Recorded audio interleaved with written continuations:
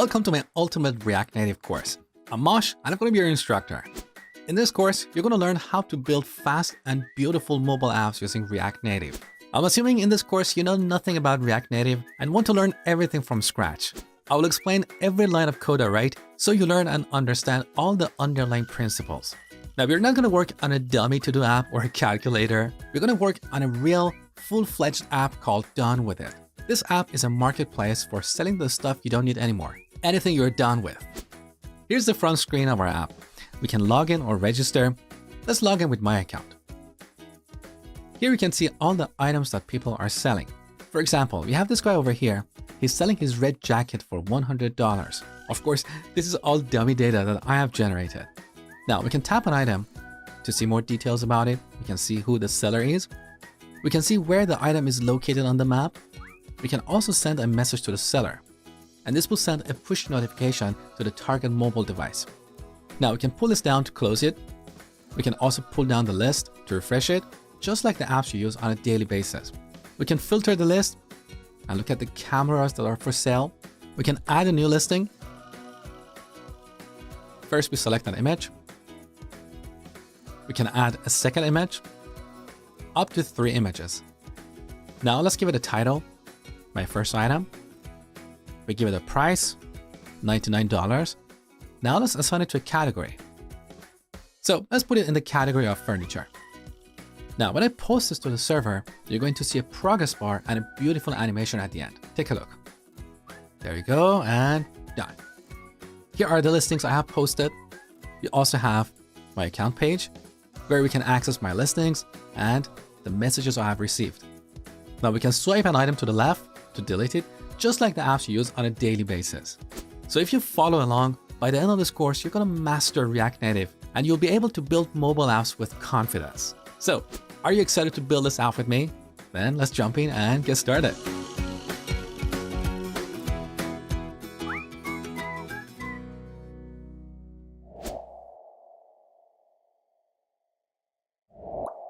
To take this course, you don't need any familiarity with React Native or mobile development in general, but you need to know JavaScript and React because React Native is built on top of React, but instead of targeting the browser, it targets mobile platforms.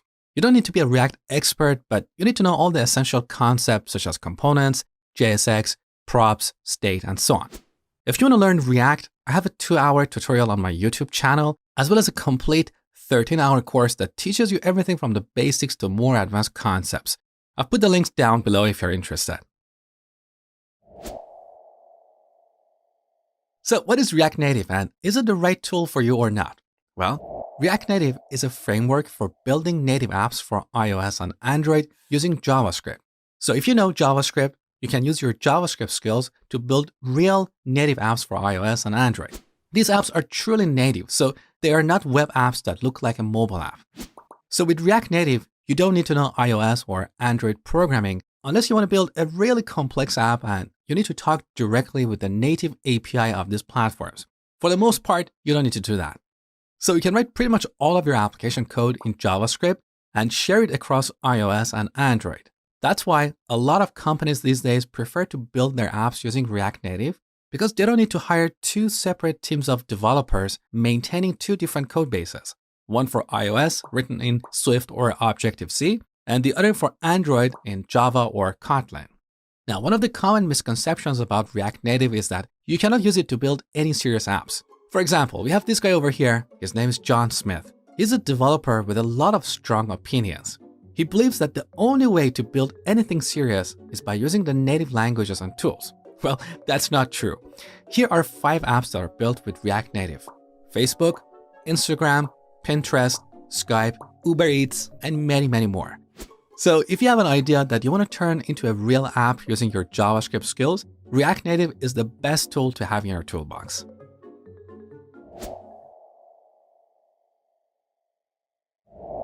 There are 2 ways to build React Native apps. We can use plain React Native or Expo. Expo is a set of tools and a framework that sits on top of React Native and hides a lot of complexity from us. It makes it incredibly fast and easy to build React Native apps. If you have never done mobile development before, Expo is the way to go. You can build and run your first app within a few minutes. The other option is to use React Native CLI or command line interface. When we create a project with React Native CLI, our project will look like this. So we have these folders, Android and iOS. These are native Android and iOS projects. We also have our JavaScript code on the side that can be shared across these two platforms. So this approach is suitable for people who have some experience with iOS or Android programming. In this course, I'm assuming you don't have any prior experience in mobile development, so we're going to use Expo. When we create a project with Expo, we're not going to have these Android and iOS subprojects. We only have JavaScript code. So that means we cannot work directly with the native API of these platforms. We are limited to what Expo gives us in terms of the native features. Now, honestly, this is not a problem for a lot of apps because Expo gives us a lot of native features. So we can build a real complete app using just Expo. And that's what I'm going to show you in this course. But if you do have some experience with mobile development and you want to have some extra flexibility, if you want to customize or tweak some native components, you can always eject from Expo and get access to the underlying iOS and Android projects. I will show you how to do that later in this course. So next I'm going to show you how to set up your development environment.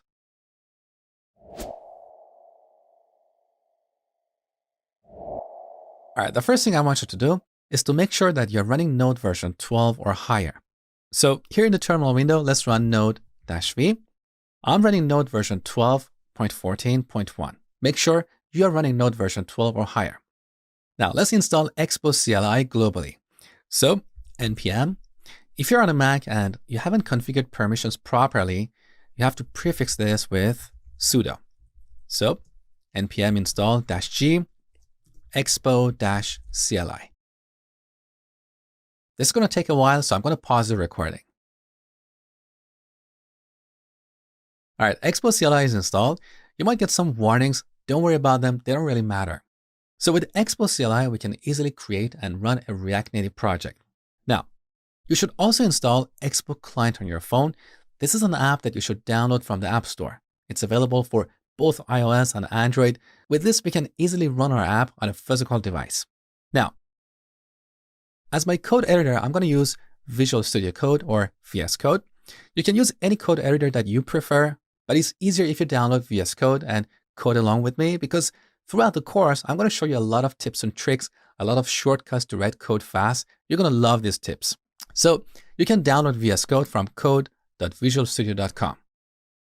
Now here in VS Code, we're going to use a bunch of extensions. These extensions are optional, but they make our job easier. Let me show you. So over here, let's search for React Native. The first extension we're going to use is React Native Tools. This is built by Microsoft. And with this, we can debug our React Native applications inside VS Code. It's very popular. The second extension we're going to use is React Native/React/Redux snippets. This gives us a bunch of code snippets, so we can type a few shortcuts and generate code really fast. I love this extension. I also use Prettier for formatting my code. So let's search for Prettier. There you go. Prettier code formatter made by Espen Petersen. It's a very popular extension. You probably have it yourself. I also use Material Icon Theme.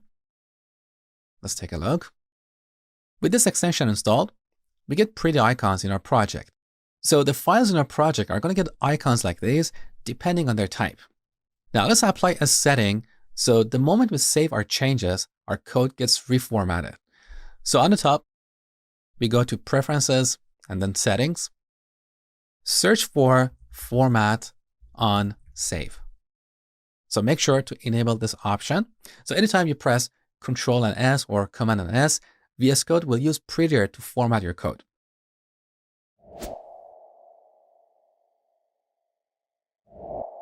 Now that we have set up our development environment, let's create our first Expo project. So here in the terminal window, let's type Expo init, done with it. That's the name of the app we're going to build. You can call it anything you want. So let's go with this. Now we have to choose a workflow for building this app. We can use one of the managed workflows or one of the bare workflows. If we use a managed workflow, Expo is going to take care of all the complexity behind the scene. So with a managed workflow, we're not going to see those iOS and Android projects. We only have a pure JavaScript project. If we use a bare workflow, we're going to have a bare bone React Native project. So we'll have those iOS and Android projects. In this course, I'm going to go with this blank template. We also have a template with TypeScript, but I'm not going to use that in this course because I don't want to bring extra complexity. So let's use the blank manage workflow template. Now this is going to take a while, so I'm going to pause the recording. All right, our project is ready. So let's go into this folder and then open it in VS Code. Before we run this app, let me give you a quick overview of what we have in this project. So we have this assets folder. This is where we put all the images, audio files, videos, and so on. Any kind of asset that you want to bundle with our app. Now we also have app.js. This is a basic React Native component. So on the top, we are importing React. We're also importing a couple of components from React Native. So this view that we have here is like a div in the web world, and text is used to display text on the screen.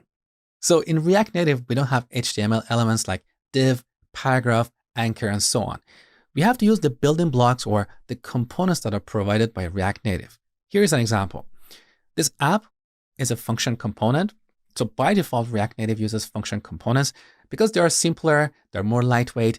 You can use class components, but it's better to use function components. So here we're returning a JSX expression. We have a view, which is like a div. This view has some style. We'll look at that later. And inside this view, we have this text component for displaying this text on the screen. Now, what is the style here? Well, we're referencing this object, styles.container. We're creating the styles object over here using the style sheet object. So we call the create method and pass it an object. This object has a property called container that contains all the styles for our container. Now, if you look at the name of these styles, they look familiar. For example, we have background color. This is like a CSS attribute, but this is not CSS. This is just a plain JavaScript property. When we compile our app, React Native is going to translate these properties and the components we're using to their native widgets. For example, this view over here, if we build this app for iOS, this view is going to be mapped to UI view. If we build it for Android, it's going to be mapped to Android view. So with these components, we can represent our UI in an abstract or platform independent way. When we compile our app, React Native is going to map these components into their native widgets. So that's why the apps that we build with React Native are real native apps. Now we should open a terminal window to start Expo server to serve our app. So on the top, we go to the view menu. Look at the shortcut for the terminal window. On Mac, it's Control and backtick. So let's open up the terminal window. Here we type npm start. Now, this opens our browser pointing to this address. The port number might be different on your machine depending on what you're running. So this is what we call Metro Bundler. It's the JavaScript bundler for React Native. So it's responsible for compiling all of our JavaScript files into a single file. Now here on the left, we have a few commands. We can run our app on an Android device or emulator. We can run it on an iOS simulator. We can run it in a web browser. We can send a link to our app with email so other people can try it. We can also publish our app to Expo. So anyone in the world can view our app using Expo Client. This is much faster and easier than going through app stores. If you have done any kind of mobile development before, you know that going through app stores is very tedious. There are so many steps you have to follow. With Expo, we don't have to worry about this. We can simply publish our app to Expo and anyone in the world can easily view our app. Of course, this is purely for development and testing, not for production. We'll talk about that later in the section. So this is Metro Bundler. Now, if you go back to the terminal window in VS Code, you can see these commands and their shortcut. These are the same commands that you saw in Metro Bundler. For example, we can press A to run our app on an Android emulator or I to run it on an iOS simulator. And this is where the logs for our app will appear. So if anything goes wrong, this is the first place we want to look at. All the errors and log messages will appear here. So we want to have this terminal window open at all times. All right, now that Metro Bundler is running, next I'm going to show you how to run our app on an iOS simulator.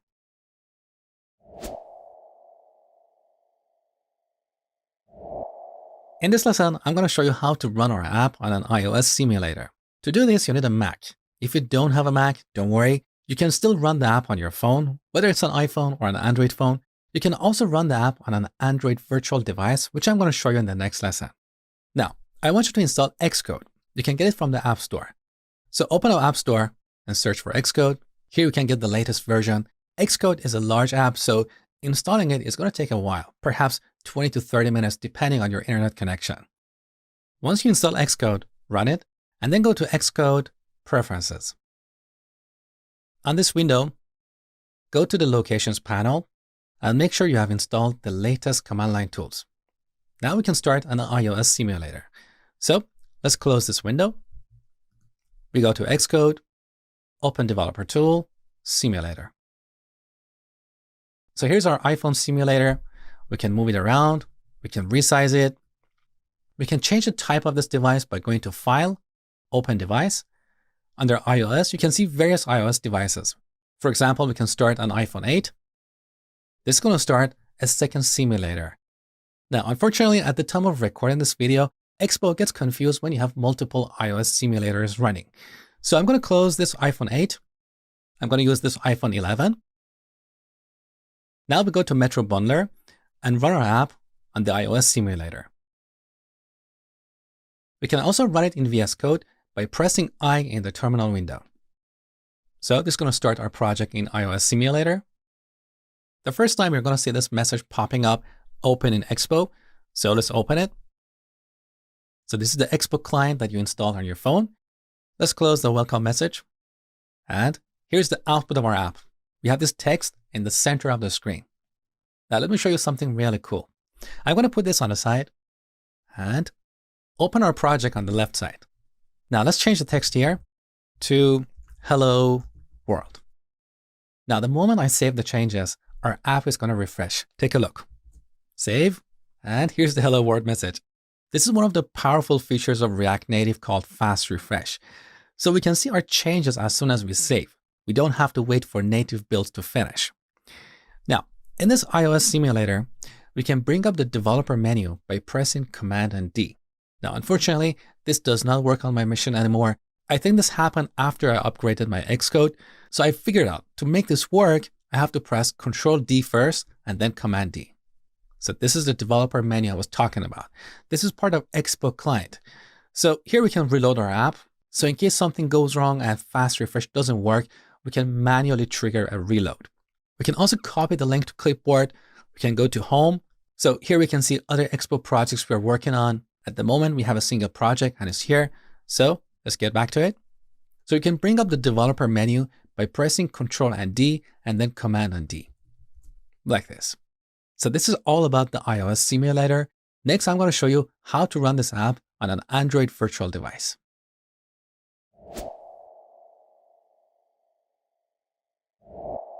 In this lesson, I'm going to show you how to set up an Android virtual device to run your apps. Now, while you can always run your React Native apps on your phone, during development, it's a lot easier to run it on a simulator or a virtual device because you don't have to constantly touch your phone. So to set up an Android virtual device, first you need to install Android Studio. You can get it from developer.android.com/studio. So go ahead and download the latest version of Android Studio. The first time you run Android Studio, you're going to see a setup wizard like this. So click on Next. Go with the standard installation because this is going to install all the necessary components you need to create an Android virtual device. So click on Next. Here you can select a light or a dark theme. We don't really care about this because we're not going to develop in Android Studio. So let's click on Next. Now look at the components that are going to get downloaded. We have Android Emulator, Android SDK Build Tools, Android SDK Platform, Android SDK Platform Tools, Intel x86 Emulator Accelerator, as well as a bunch of other components. These are the components you need to create an Android virtual device. If these components are not listed here, don't worry, I'm going to show you how to install them later.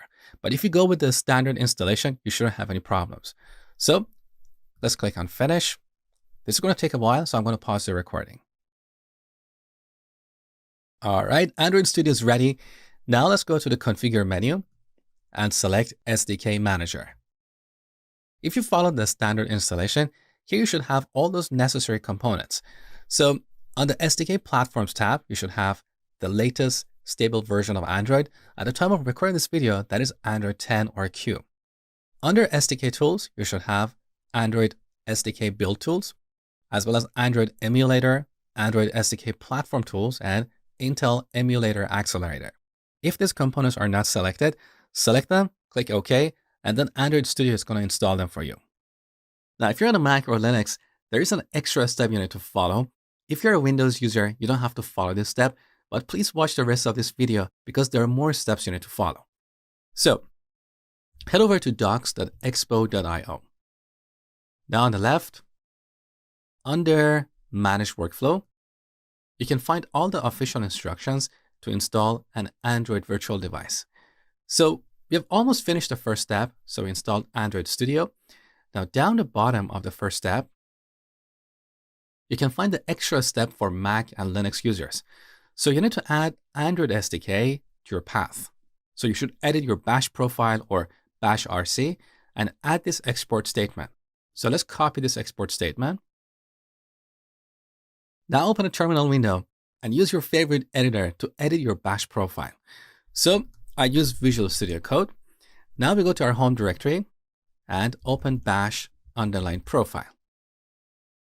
So here's my bash profile.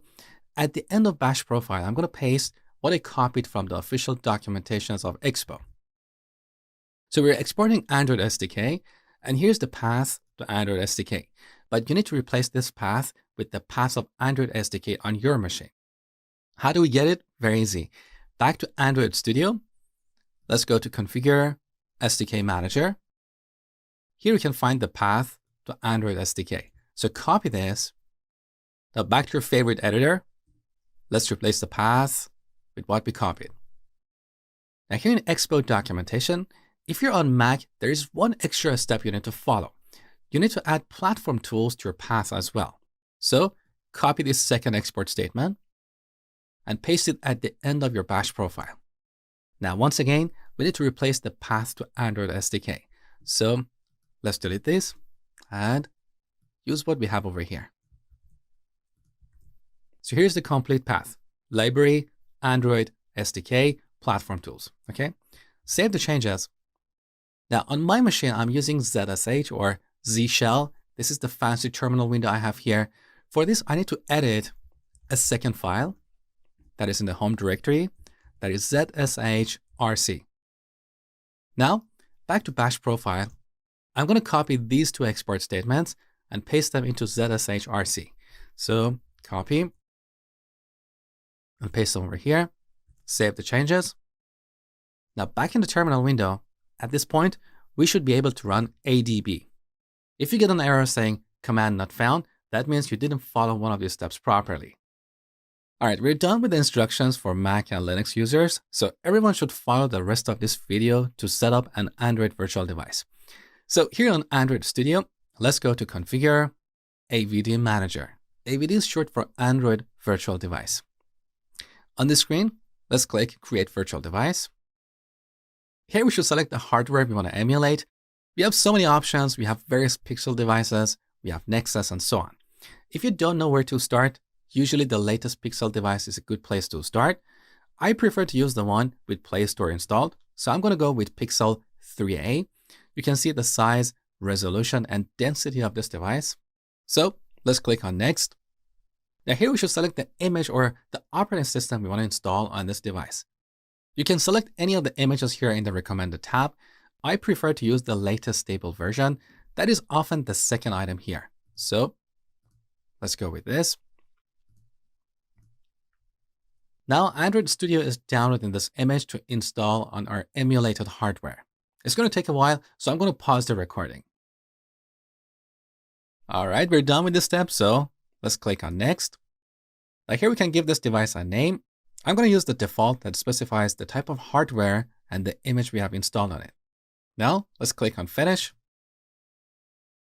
All right, our virtual device is ready. We can run it by clicking on this play button here.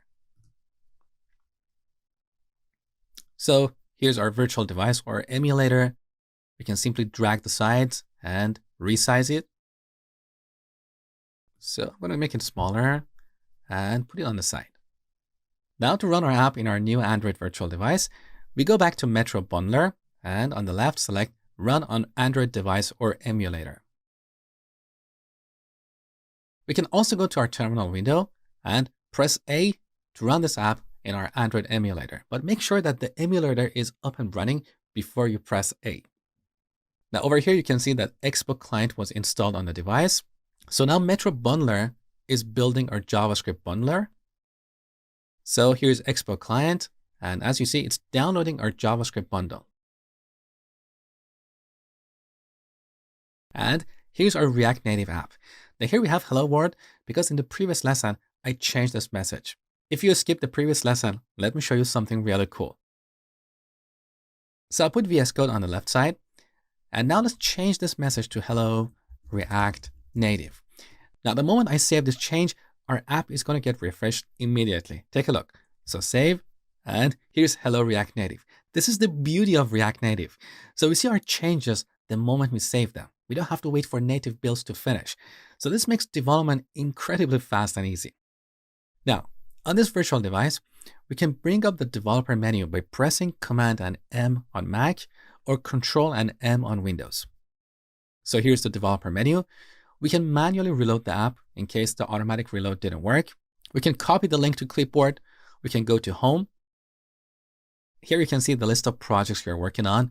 Currently, we have only a single project that is done with it, which is hosted at this address, Expo. Here's the IP address of my machine, and here's the port number. Now we can select it and go back to our app.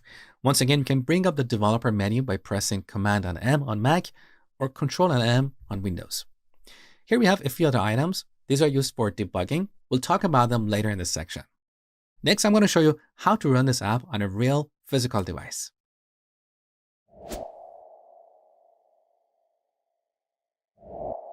As I told you before, during development, it's a lot easier to test your app in a virtual device or a simulator because you don't have to constantly touch your phone. However, simulators are, well, simulators. They don't always function like a real device. Also, certain features are not available in these simulators. So you want to test your app on a real physical device, whether it's an iPhone or an Android phone. So the first step is to install Expo client on your phone. You can get this from the App Store. Once you install this, to run your app on your phone, all you have to do is to go to Metro Bundler and look at this QR code. So point your phone at this QR code and open the camera app. Your phone is going to pick this up and run your app in Expo. As simple as that. Just make sure your phone is connected to the same wireless network as your computer. Otherwise, this is not going to work. Now, when you're running your app on a real physical device, you can bring up the developer menu by simply shaking your device. So when you shake your device, you're going to see something like this. This is what we call the developer menu.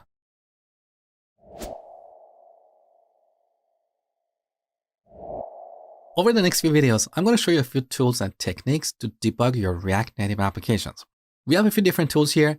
You can choose the tool or the tools that you prefer, and it really depends on what you want to do. So the simplest way to debug our React Native applications is using the good old console.log statements. So here in app component, we can do a console.log and say app executed. Now save the changes, bring up the embedded terminal. We have two entries for app executed because I have two virtual devices connected to Metro Bundler. I have an iOS simulator and an Android virtual device. And here in Metro Bundler, on the top left, you can see the connected devices. So I've connected an iPhone 11 Pro Max and an Android virtual device. Now we can click on any of these devices and see the log for that device. So console.log is the simplest way to debug our React Native apps. However, these console.log statements can have a negative impact on the performance of our apps in production. So use this only during development and testing. Once you're done with your debugging sessions, make sure to remove them before building your application for production. Next, I'm going to show you how to debug your apps in Chrome.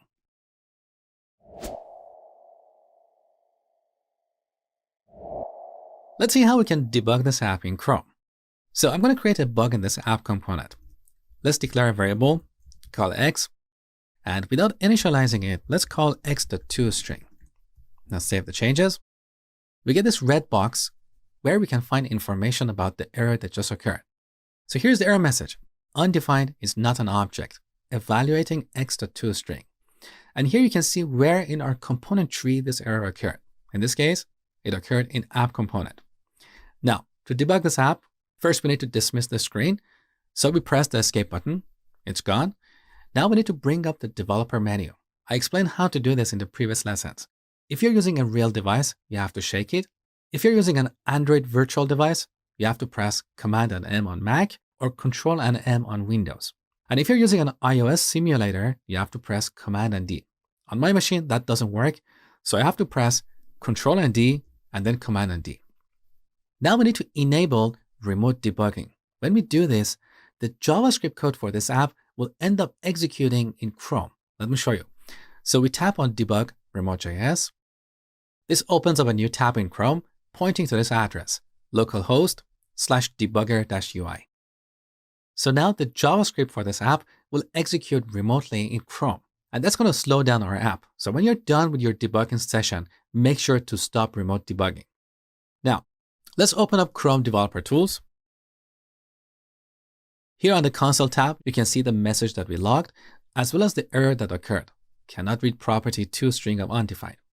Now, to debug this app, we go to the Sources tab. Over here, click on this icon, Pause on Exceptions, and then select Pause on Caught Exceptions. When we enable this option, if an exception is caught in our app, Chrome is going to stop the execution and highlight the line where the exception occurred. Let me show you.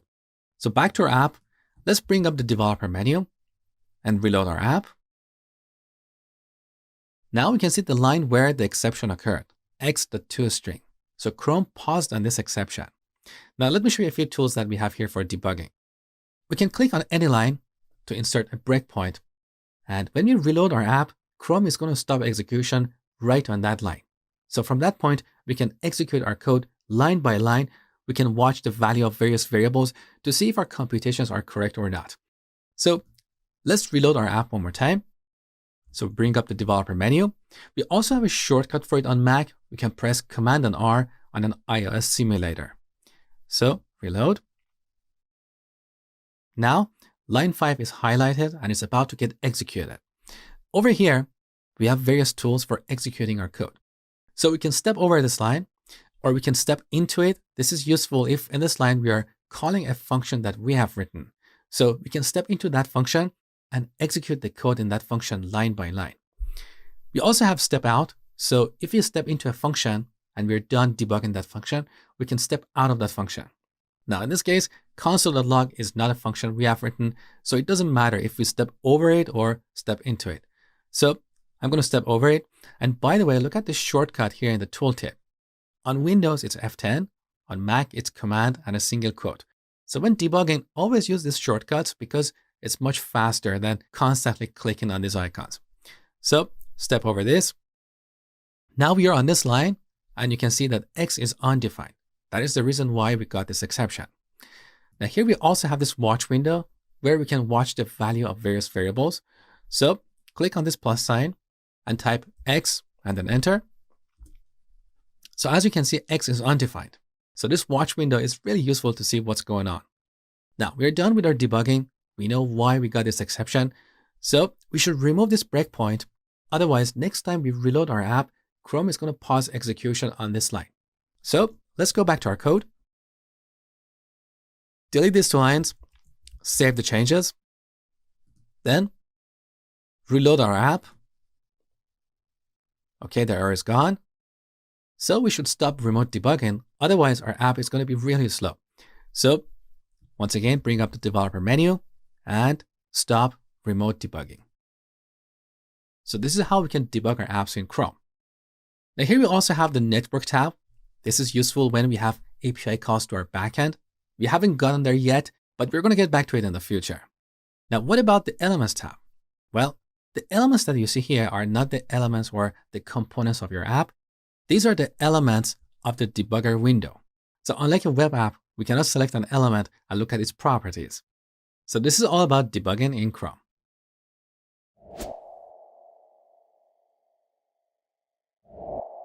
We can also debug our React Native apps in VS Code. Let me show you. First, we bring up the developer menu and enable remote debugging. So this opens this window in Chrome. We have to close it, otherwise we'll get an error. But in this case, in this demo, I'm not going to close this window because I want to show you that error. Now, back to VS Code. Let's go to the extensions panel, search for React Native, and make sure you have installed this extension, React Native Tools. With this extension, we can debug React Native apps in VS Code. Now, let's go to the debug panel. The first time we have to create this file, launch.json. This is where we store our debug configurations. Currently, we don't have this file in our project, so VS Code is suggesting to create it. So click on this link. Now, from this drop-down list, select React Native. Now, sometimes VS Code doesn't show you this drop-down list. I'm not sure why, but it immediately creates the launch.json file. If this happens to you, don't worry, just continue watching. You'll figure out what to do in a second. So we select React Native. Now here we see various configurations for debugging React Native apps. These configurations are installed by that extension, React Native Tools. So if you don't install that extension, you're not going to see these configurations. Now, by default, debug Android is selected. I'm going to deselect this and select attach to packager. Honestly, this is the only configuration I'm familiar with. So we select attach to packager and click OK. And here's launch.json. So sometimes VS Code doesn't show you that drop-down list. Instead, it immediately creates this file. Now here we have various debug configurations. Currently in our configurations array, we have a single object, a single configuration. And the name of this configuration is attach to packager.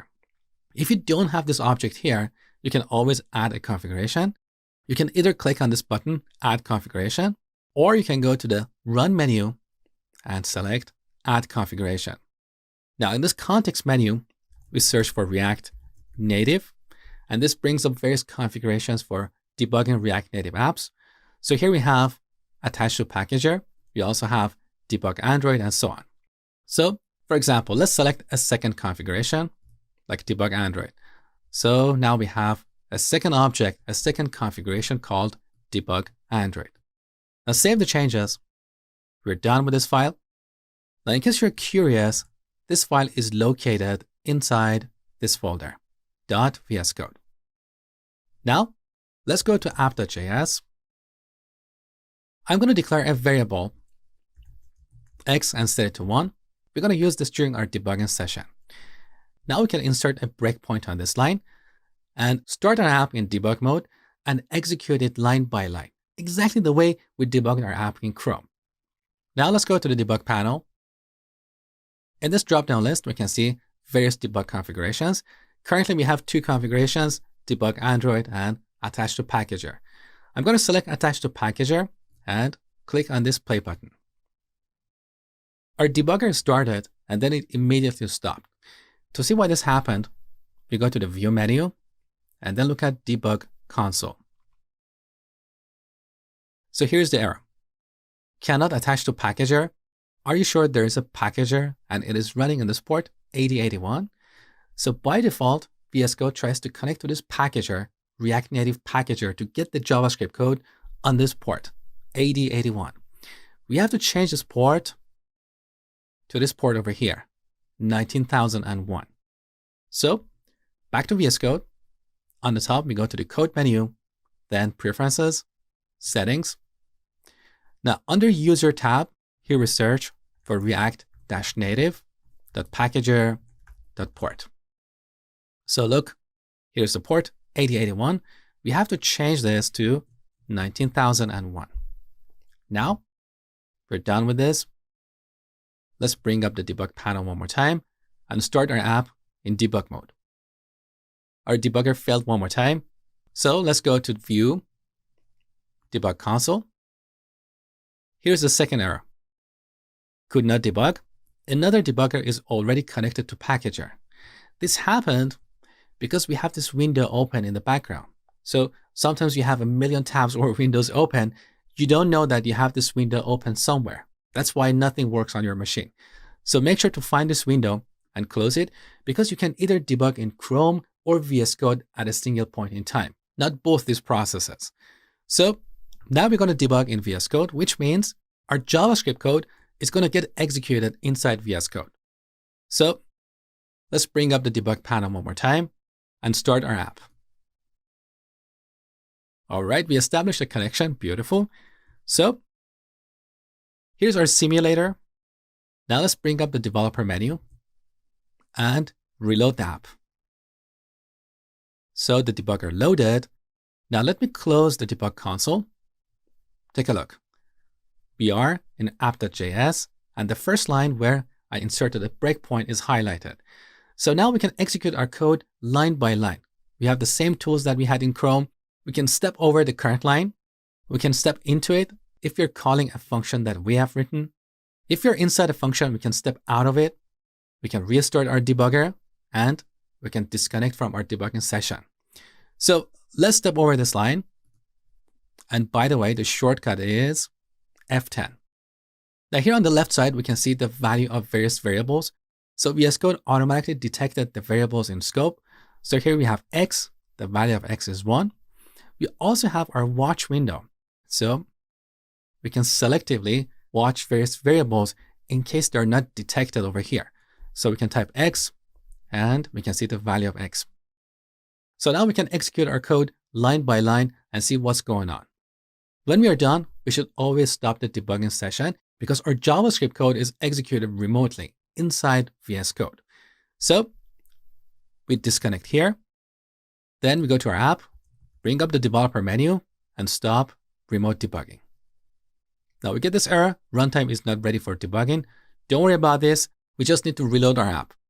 And here you can find the shortcut for reloading. On Mac, it's Command and R. So now our app is running just like before, and the debugging session is terminated.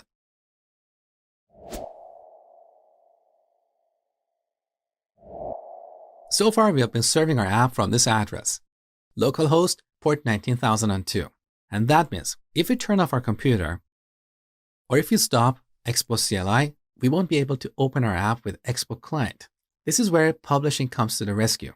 So we can publish our app to Expo, and then our app is going to have a public and a permanent address that anyone can use to open it with Expo Client.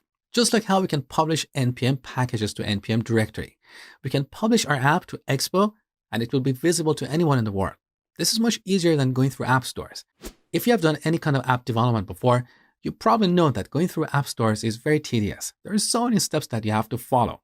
With Expo, we don't have to worry about it.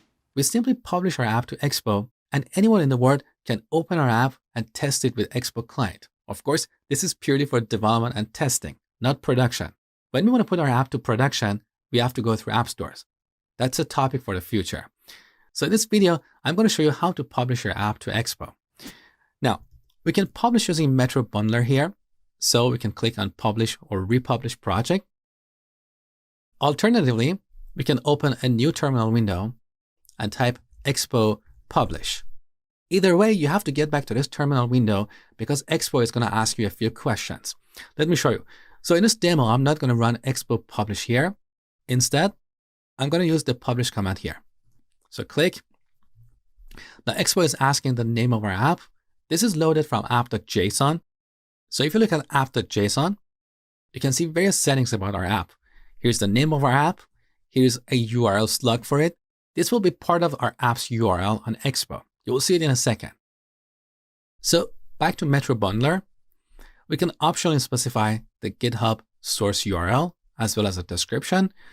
We can optimize our assets so they will be compressed and minified. By default, this is enabled. Now, the URL of our app is going to look like this, expo.io. @ after this, we're going to have our username, which we're going to create in this video. And then we have done with it. So this is our URL slug. Now let's click on Publish Project. So we get back to our terminal window in VS Code. This is where we are running Expo CLI. So Expo is asking, how would you like to authenticate? We can make a new Expo account or log in with an existing account. So let's create a new Expo account. We have to enter our email. So I'm going to go with programmingwithmosh@gmail.com. For my username, I'm going to type programmingwithmosh. Let's give it a password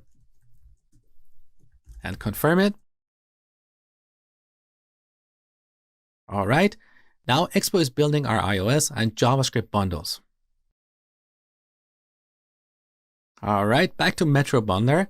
Our app is successfully published to this address. Let's click on it. So here's our app. Currently, our app doesn't have an icon. That is why we have this empty box. We'll come back and fix this in the future. Now here we have this QR code. So anyone can scan this code with their phone and open our app with Expo Client. As simple as that. We don't have to go through app stores. Now, our app currently doesn't have any descriptions. So let's go back to Metro Bundler, click on Publish one more time, and this time, give our app a description. I'm going to say a marketplace for selling the stuff you don't need anymore. Now, let's publish it one more time. Now, back in VS Code, let's open app.json. Down the bottom, you can see our new description. So our app is republished. Let's open it one more time. And here's the updated description. Beautiful. Hey guys, Mosh here. I just wanted to let you know that this tutorial is the first 2 hours of my Ultimate React Native course. The complete course is divided into 2 parts, basics and advanced topics, but each part being about 5 to 6 hours long. So the complete course is over 10 hours long.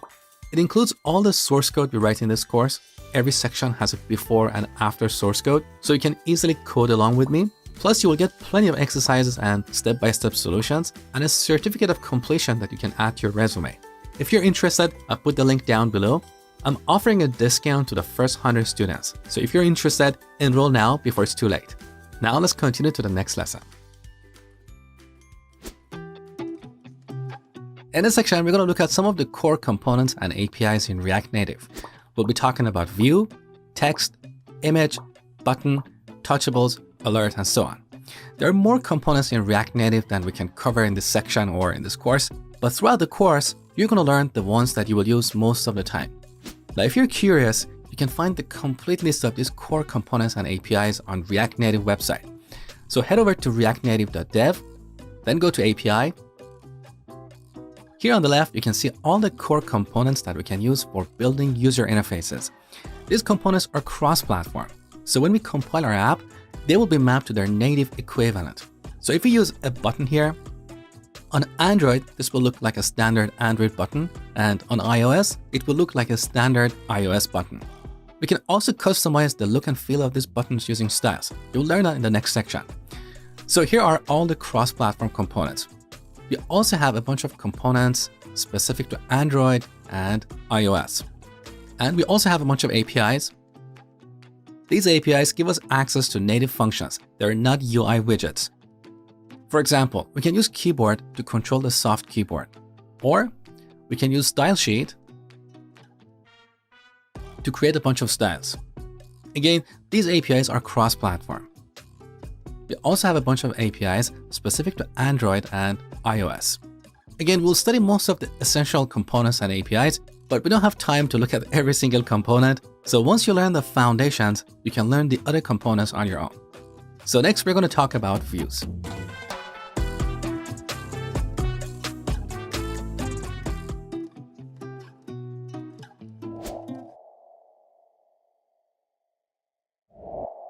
So earlier I told you that in React Native, we don't have HTML elements like div, span, paragraph, and so on.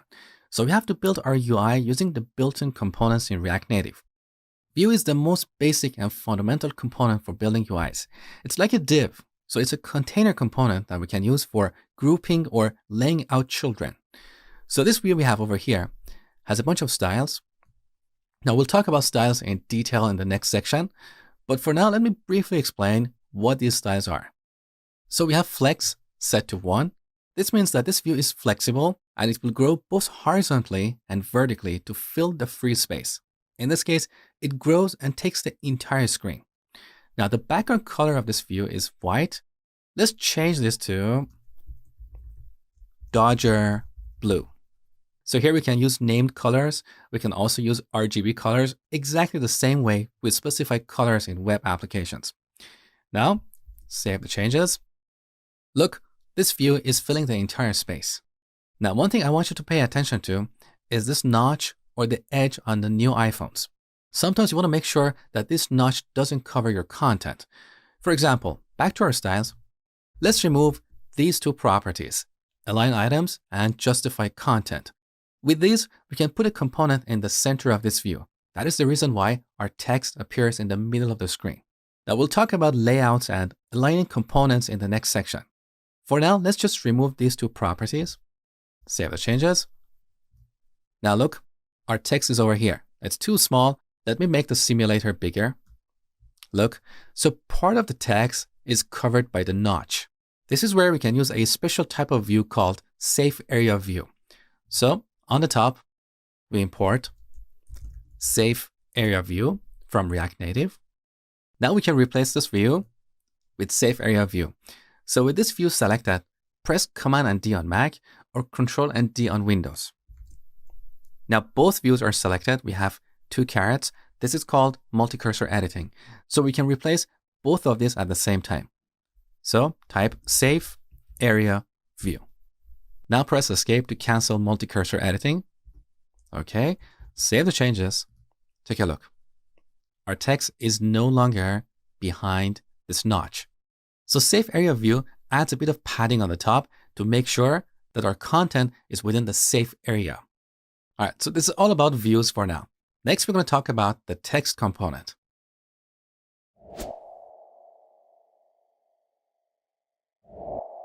The second most fundamental component in React Native is text, and we use it for displaying text. So here we cannot place text just anywhere within JSX, as we do in web applications.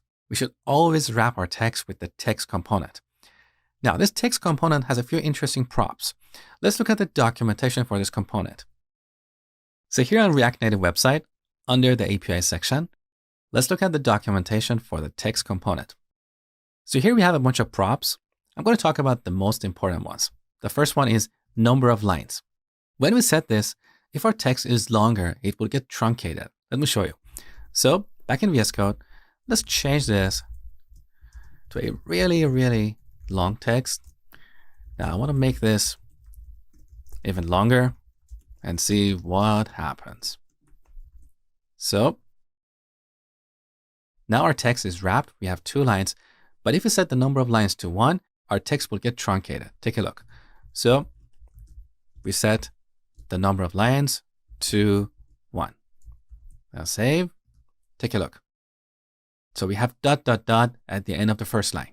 Very useful. We can also make this text act like a link using the onPress prop or event. So here we set onPress. We set this to a function. We can write a function inline here, like this. We can pass an arrow function to a console.log saying text clicked. But this is useful for very small functions, one-liners. If you have a fair amount of logic, we don't want to throw all that logic here in the middle of our JSX. So we should implement it in a separate function. So before our return statement, we can define a function. By convention, we prefix the function name with handle. So we want to handle the onPress event. We call this function handle press. Now we set it to an arrow function.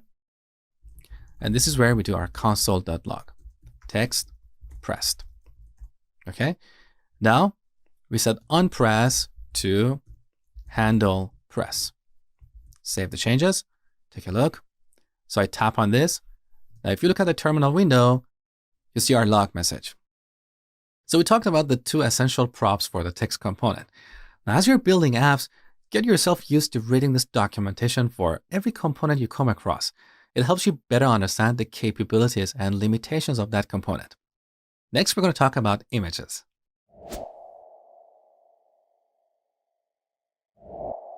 Now let's talk about rendering images. First, let's restore our app to its original state. So let's change the background color to white. Now to put our content in the center of the screen, we have to set 2 properties. Justify content, we set this to center. And align items, we should set this to center as well. Okay. So now anything that we put inside this container, that is our safe area view, will be in the center of the screen, like this. Okay. Now to render an image, first we import the image component from React Native. With this component, we can display both local images that we bundle with our app, as well as network images that we download over the internet. So currently in our assets folder, we have 2 images, icon and splash, which is used when our app is loading. So let's display the icon right below the text. So here we type image. Now, because we're not going to put anything in between the image tags, we can use the self-closing syntax. That makes our code cleaner. Now here we should set the source prop. To load our icon, we use the require function and specify the path to our image. So our app component is right here. We should go to the assets folder and load icon.png. So here we type period, which represents the current folder. Then we go to assets and load icon.png. So when we use the require function, React Native Packager will include this file in our bundle. So it's going to increase the size of our app. So we should use static images if they really have to be shipped with our app, like the icon or splash screen. Otherwise, we should download images from the internet. So now save the changes. Here's our image, beautiful. Now, what do you think this require function returns? It doesn't return an image or a string. It returns a number that is a reference to our image. Let me show you. So before our return statement, let's do a console.log and print require assets/icon.png. Now, look in the terminal. So 2 is the reference to our image, okay? All right, now let's delete this line. So this is how we can render local or static images. But what about network images? Well, let's head over to picsum.photos. This is a random image generator. Here's an example. Look at this URL. Every time we hit this URL, we'll get a random image with these dimensions, 200 by 300. So let's copy this. Now, back to VS Code. For network images, instead of the require function, we have to pass an object here. Now, this object should have a property called URI, which we set to a string. And this is where we paste the URL that we copied. So save the changes. Back to our simulator, our image is not visible because React Native doesn't know its dimensions. So we have to manually specify the dimensions for network images. For local images, we didn't have to do this because the require function reads the metadata about our images, okay? So back to our code. In the object that we passed to the source prop, we set 2 extra properties, width to 200 and height to 300. Save the changes. So here's our image component and here's the result. Beautiful. Now here on the official documentation, you can see various props for the image component. Let's talk about a few useful props here. We have blur radius. This applies a blur effect to our image. So here we can set blur radius to, let's say 10. Now look, our image looks blurry. We also have loading indicator source. This is similar to the source prop. So we can give it a local image using the require function, or we can pass the URI of a network image. The image we pass here will be displayed while the actual image is being downloaded. We have another prop called fade duration. As you can see in this table, it's only supported in Android. So Android loads this image with a fade effect, and by default, this fade effect takes 300 milliseconds. Let me show you. Here's my Android virtual device. We can reload the app by pressing R twice. Now, look at the fade effect. Did you see that? We can change its duration to make it more pronounced. So here we can set fade duration to, let's say, 1 second. Now, let's reload the app. And here's our fade effect. Beautiful. So this only works on Android. It has no effect on iOS. Another useful prop is resize mode, which is used if the dimensions of our image is different from the dimensions we specify. So here we have various resize modes. We have cover, contain, stretch, repeat, and so on. These are the same resize modes we have in web applications.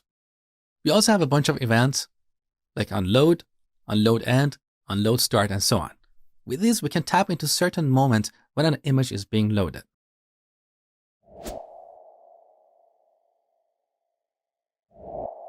In the previous lesson, we added this image to our app.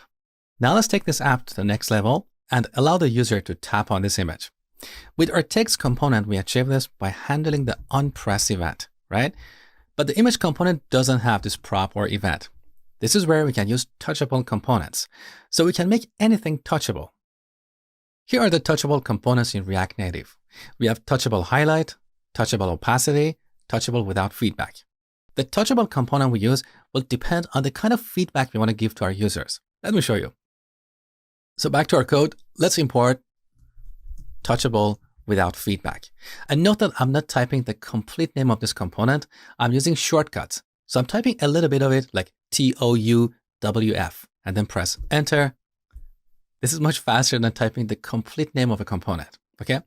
Now, to make this image touchable, we have to wrap it inside a touchable without feedback component. So once again, I'm going to use a shortcut to touchable without feedback. Press enter. Now, let's move this image inside touchable without feedback. So I'm holding Alt and then pressing the up arrow. With this, we can move code like this. Okay. Now, this touchable without feedback has an event called onPress. It also has an event called onLongPress. This is useful when we want to allow the user to tap and hold on a component. So here, let's handle the onPress event. Here we can pass a function. Let's do a console.log and say image tapped. Now, save the changes. So when I tap on this image, nothing happens because we're using touchable without feedback. It doesn't give us any visual feedback. But if you look at our terminal, we can see our message. Now, let's replace this with a different kind of touchable. So on the top, let's import touchable opacity. Now, let's replace this with touchable opacity. So touchable opacity, we should also replace this tag. Take a look.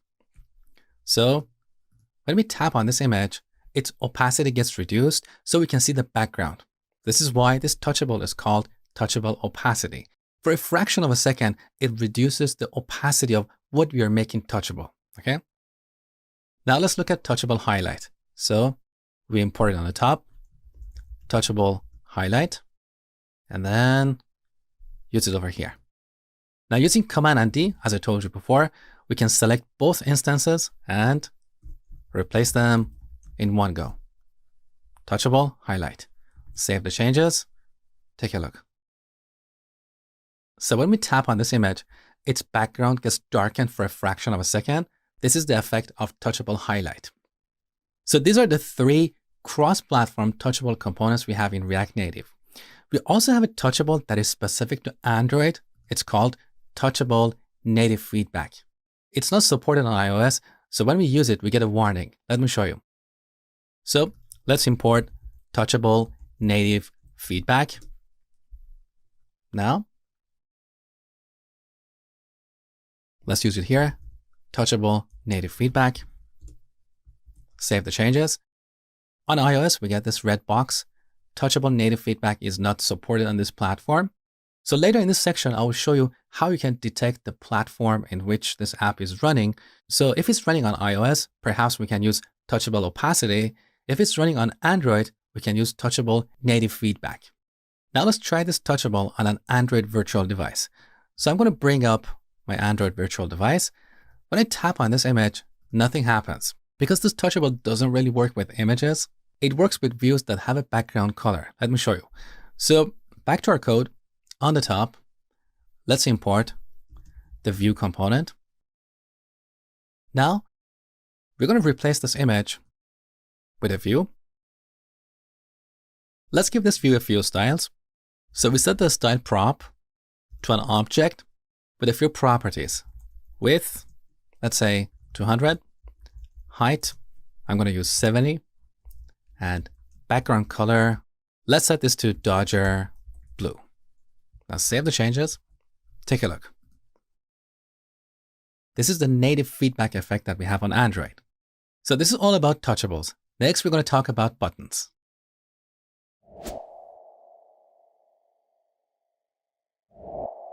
Now let's talk about the button component. So I've cleaned up the code here. We only have a safe area view.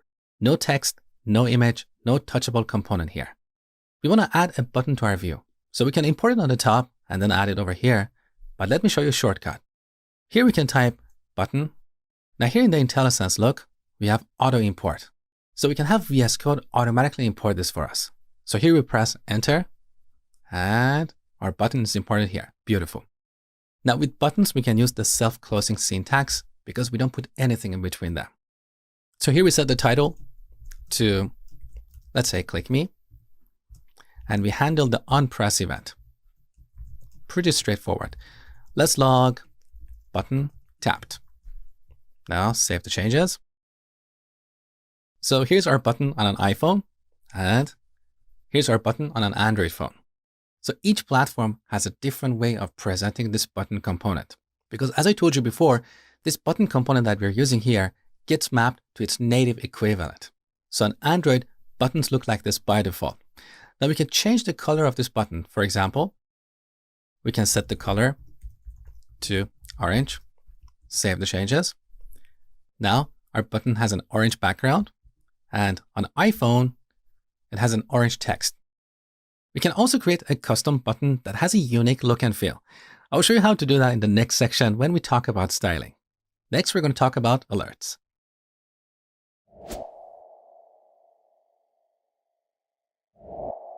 Let's make this app more interesting.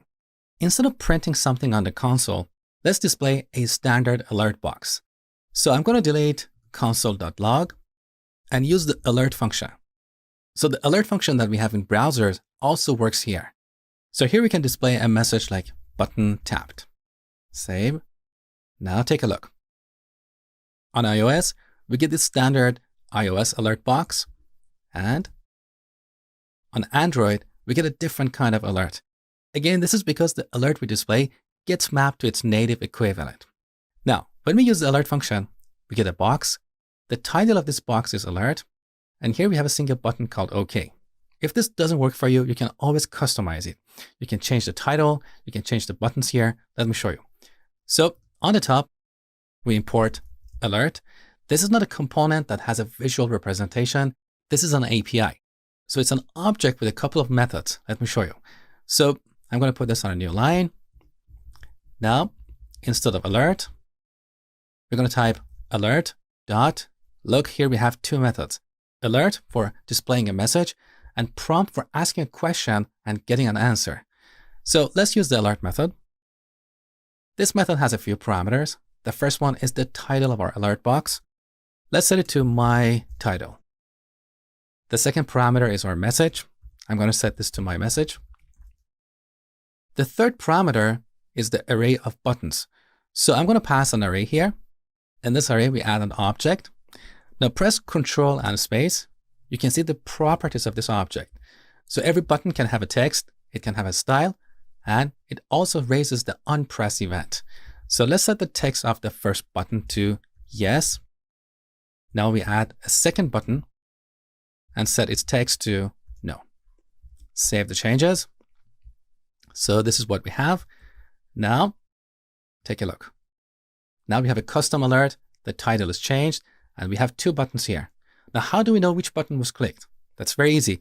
We just have to handle the onPress event of these two buttons. So here we can say onPress. We can set this to a function. We can do a console.log of yes. And over here, we can set onPress to a different function. And here we can log a different message on the console. Take a look. Yes. Now, back in the terminal. Here's our message. Beautiful. Now, let's look at the prompt method. So I'm going to delete these few lines. Here we call alert.prompt. This method also takes a title. So here's the title of our box. We also give it a message. Now, the third parameter is a callback or buttons. So we can pass a callback function that takes a parameter of type string. This is the text that the user enters into the box. So we can get that and print it on the console. Pretty straightforward. So save the changes. Now let's try it on iOS. So here we have this input box where we can type something. So let's say hello world. Now if we press OK, our callback function will get called. So we get our message in the console. Now, one thing you need to know is that this API only works in iOS at the time of recording this video. So on Android, when I tap on this button, nothing happens. Hopefully this will change in the future.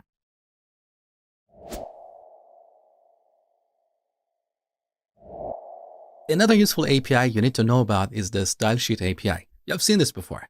With this, we can define styles. But let me clarify a few things about styles in a React Native app.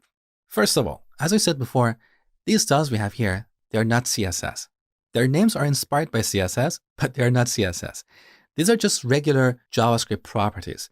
So when we build our app, React Native will map these platform agnostic components to their native equivalent, and then it will apply these properties on them, okay? So that means this object that we're passing here is essentially a plain JavaScript object. So instead of referencing this object, styles.container, we can pass an inline object here and set the background color to, let's say, orange. Now, look, we have this orange bar on the top because we're applying a single style. We're only setting the background color, okay? We can also define this object somewhere else. For example, I can cut this from here. Let's define a constant called container style and set it to this object. Now we can reference this object over here, container style. Our app still works. Now, previously we were using styles.container. Styles is the object that we're defining over here. So when we call stylesheet.create, we pass an object. This object that we pass here is the same object that we get as a result. So our styles object has a property called container, which is an object itself. This is the reason why we can reference styles.container over here. So whatever we pass to the create method, we get it as a result. Now you might ask, but what is the purpose of this method? Why can't we just use a plain JavaScript object? Why do we have to call stylesheet.create? Well, there are two reasons. The first reason is that this method validates the properties that we use here. So it ensures that we don't accidentally misspell a property. So if we misspell this property, let's say we add an E at the end, look what happens. We get this red box. Background color with an E is not a valid style property. This validation doesn't happen if we use a plain JavaScript object directly. So let me revert this back. Now, let's pass an inline object and set its background. Let's misspell it to something else. Look, we don't get any errors, but our app doesn't have the right look either. So this is one benefit of using stylesheet.create. Let me remove this. So styles.container. So this method validates the properties that we pass here. The second benefit is that the React Native team have been working on implementing some kind of optimizations behind the scene. As far as I know, these optimizations are not available at the time of recording this, but they're coming in the future. So it's the recommended practice to use the stylesheet API to define styles. So this is all about the stylesheet API. Now, here we can also combine multiple style objects. So instead of passing a single object, we can pass an array of objects. So in this array, first we have styles.container, and then we can add a second object, like this object that we define over here. Now, take a look. The result is the combination of these two style objects, kind of similar to how we can apply multiple CSS classes to an HTML element. But here, the results are more predictable. So the object on the right overwrites the properties of the object on the left. In this case, container style is defining a single property, that's background color. So this is overwriting the background color that we defined earlier. So the results are more predictable. Now, another question you might have is, do we have to put these styles in the same file? Not really. You can extract this from here, put it in a separate file, and then import it in this file. That's totally fine. But it's very conventional to define the styles below a component because quite often you need to work with both the structure of your component as well as the styles in the same session. If you put the styles in a separate file, you have to constantly go back and forth between two files. I personally, even though I'm all about writing clean code and separation of concerns, I prefer to have the styles below my components. It has worked better for me, but if you don't like it, that's totally fine. You can separate your styles. In the next section, we're going to talk about styles in detail. For now, that's all you need to know about styles.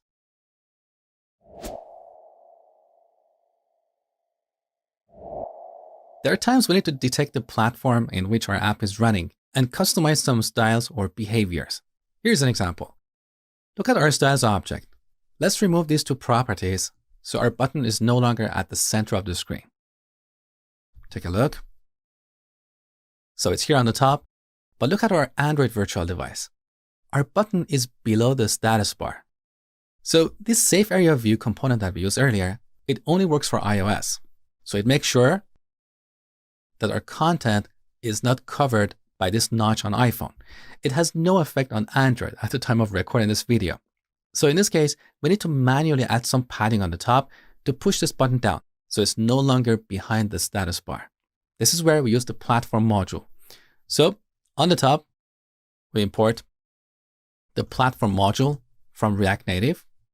Now, over here, we can add a third style, padding top. We want to set this dynamically. If the current platform is Android, we want to set this to, let's say 20. Otherwise, we want to set it to 0. So here we type platform. Now this object has a few properties. OS returns the operating system, which can be Android, iOS, and so on. We can also get the version of our platform. We can check to see if this is an iPad, if this is a TV, and so on. So let's read this property. We can compare this with, now here we press Control and space. We can see various values that are accepted. So we have Android, iOS, macOS, web, and Windows. So if this is Android, we want to set padding top to 20. Otherwise, we want to set it to 0. Save. Take a look. Now our button is below the status bar. But why 20? Well, this was just for a demo. The proper way to do this is to calculate the height of the status bar and use that as the value for this style. So on the top, we're going to import the status bar API. Now, we're going to replace 20 with status bar dot current height. This is the proper way to add padding on the top because the height of the status bar might be different from one Android phone to another. So save the changes. Now, our button is just below the status bar. Hey guys, Mosh here. I just wanted to let you know that this tutorial is the first 2 hours of my Ultimate React Native course. The complete course is divided into 2 parts, basics and advanced topics, but each part being about 5 to 6 hours long. So the complete course is over 10 hours long. It includes all the source code we write in this course. Every section has a before and after source code, so you can easily code along with me. Plus, you will get plenty of exercises and step-by-step solutions and a certificate of completion that you can add to your resume. If you're interested, I'll put the link down below. I'm offering a discount to the first 100 students. So if you're interested, enroll now before it's too late. Now let's continue to the next lesson. In this section, you're going to learn how to create layouts in React Native. And this is where the fun begins because we're going to build the first 2 screens of our app. So we're going to talk about dimensions, device orientation, flexbox, as well as absolute and relative positioning. So pay close attention to the lessons and take notes because you're going to use these materials as part of the exercises at the end of this section. So I'm super excited about this section. I hope you are too. Now let's jump in and get started.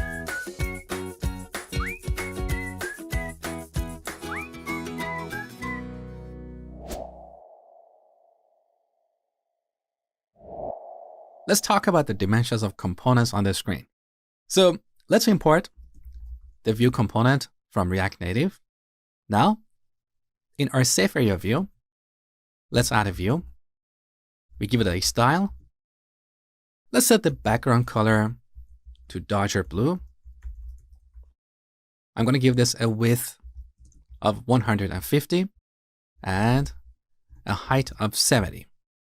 Now, these numbers we have here are density independent pixels or DIPs.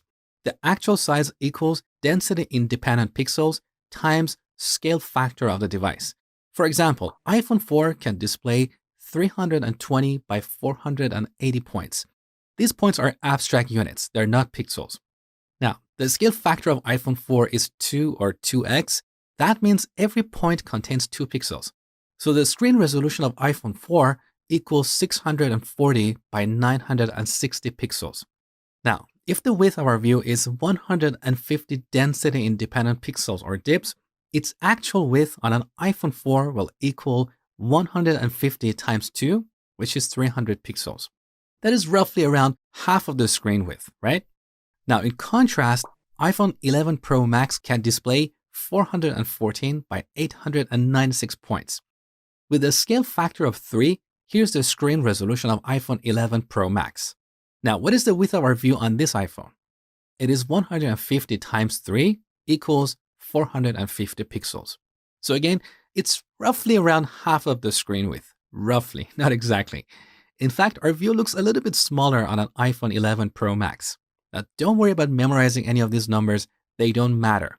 What matters is that by expressing the size of our components in density-independent pixels, we can feel relaxed that they look almost the same size across different devices.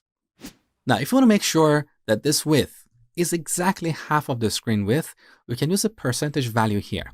So we replace 150 by 50%. Make sure to put this in quotes because this is a string value. Now, save. So here's our view. It's taken exactly half of the screen. Now, in some situations, you want to fine-tune the size of a component according to the size of the screen. In those cases, we can use the Dimensions API. So on the top, we import dimensions from React Native. Now, let's log dimensions.get. Here we should pass a string that can be either window or screen. Screen returns the size of the entire screen, whereas window returns the size of the visible application window. On iOS, these dimensions are equal. They're only different on Android. So the window size is a bit smaller than the screen size. So I'm going to pass screen here. Now, save. Look at the terminal. So here you can see the width and the height of this iPhone, as well as its scale factor. So every point on this iPhone has 3 pixels. So this is how we can get the dimensions of the device using the Dimensions API. Now, the problem with this API is that it doesn't respond to orientation changes. So if the user rotates the device, these numbers don't get updated. We'll talk about how to handle that in the next lesson.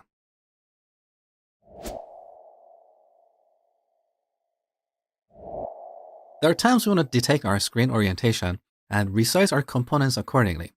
For example, let's set the width of this view to 100% and its height to 30%. So imagine this is a video player. In portrait mode, we want to have this video player on top. And in landscape mode, we want to have this take the entire screen. Right now, the height of this imaginary video player is always 30% of the height of the screen. This is where we need to detect the orientation of our screen and resize this component accordingly. And by the way, to rotate this iOS simulator, we hold down the command key and use the left or right arrows like this, okay? And for Android, we have this toolbar. Now look at the shortcut. On Mac, it's command and left. On Windows, it's probably control and left. I'm not entirely sure. So to support different orientations, first we go to app.json. By default, the orientation of our app is set to portrait, so it only supports the portrait mode. We can set this to landscape to only support the landscape mode, but this is not very common. We can also set this to default to support both modes. So let's save the changes. Now, to detect screen orientation, we're going to use this library called hooks developed by React Native community. So on this page, you can see we have various hooks. Hooks are functions that bring extra capabilities to function components. For example, we can add state to a function component using one of the built-in hooks in React. If you're not familiar with hooks, I highly encourage you to watch the last section of my React course. I covered hooks in detail in that section. So here we have various hooks or various functions. All these hooks by convention start with use. For example, we have use back handler to work with the back button on Android. We have use camera roll. We have use dimensions, use device orientation, and so on. So first, let's install this library. Here in the terminal, we install @react-native-community/hooks. All right, this is installed. Now, let's go back to app.js. First, we should import use dimensions from @react-native-community/hooks. With this hook, we can get the correct dimensions of the screen whether we're in portrait mode or in the landscape mode, this hook always returns the updated dimensions. This is one of the limitations of the dimensions API in React Native. So this is the preferred way to get the dimensions of the screen if you support multiple orientations. So let's do a console.log statement and call use dimensions. Save now. Here you can see the width of our screen is 414. Now, if I rotate this device, in the landscape mode, we get this new width, 896. So every time we rotate our device, our component gets recalled, and here we recalculate the updated dimensions. Now, we also have another hook for detecting the screen orientation, use device orientation. So let's call it here. So let's reload the app in portrait mode. Okay, so we get an object. This object has two properties. Landscape is false and portrait is true. Now if I rotate the simulator, we get a new object. Now landscape is true and portrait is false. So to make this imaginary video player take the entire screen in landscape mode, we can write code like this. First, we call this function. Then we'll store the result in this object. Or we can use object destructuring here and pick the landscape property from that object. Now, we can calculate the height dynamically. So if you're in the landscape mode, we're going to set the height to 100%. Otherwise, we're going to set it to 30%. Take a look. So let's reload the app. All right. In landscape mode, our video player is taking the entire screen. We have these white edges. This is because we put this inside of a safe area view. Perhaps for a video player, this is not something we want to do. We want to make sure that the video player takes the entire screen. But let's not worry about it in this lesson. Now, if we rotate this to right, the height of our video player will be 30% of our screen height. So using the hooks in this library, we can get the dimensions and the orientation of our device. Now for the app that we're going to build in this course, we're not going to support the landscape mode. So I'm going to go back to app.json and set the orientation back to portrait.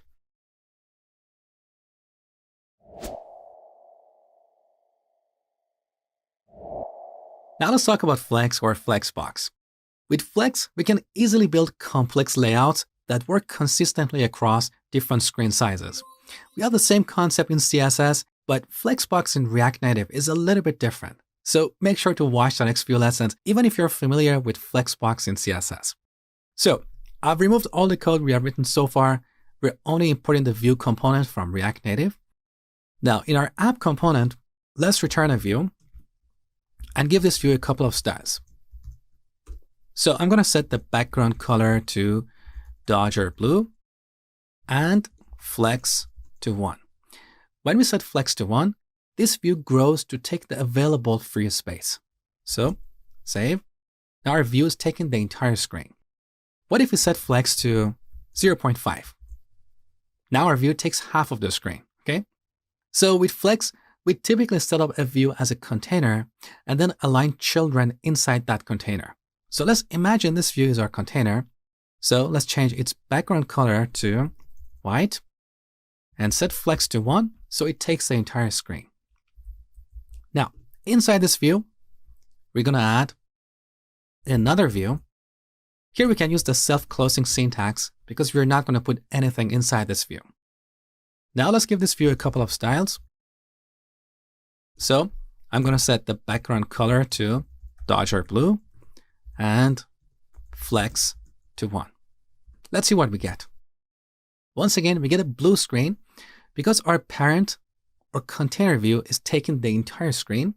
And inside this container, we have this other view, the blue view, which is growing to take the available free space. So it fills its container. That is why the entire screen looks blue. Now, with this view selected, let's hold down Shift and Alt and then press the down arrow. With this, we can duplicate code in VS Code. So let's duplicate this one more time. Now we have 3 views. The first view is Dodger blue. The second view, let's make it gold. And the third view, let's make it tomato. That's a kind of red. So this is what we get. So now our screen is divided into 3 segments. Each view is taking a third of its container or a third of the screen. Now, what if we set the flex property of this blue view to 2? Now the blue view is twice as big as the other views. With this setup, we're essentially dividing the space into 4 segments. Why 4? Well, we have 2 plus 1 plus 1. So we have 4 segments. 2 out of 4 segments is allocated to the first view, to the blue view. So this view is taking half of the screen or half of its container. And these other views, each is taking 1/4 of the screen. So this is the basics of flex. Over the next few lessons, we're going to study other properties of flex.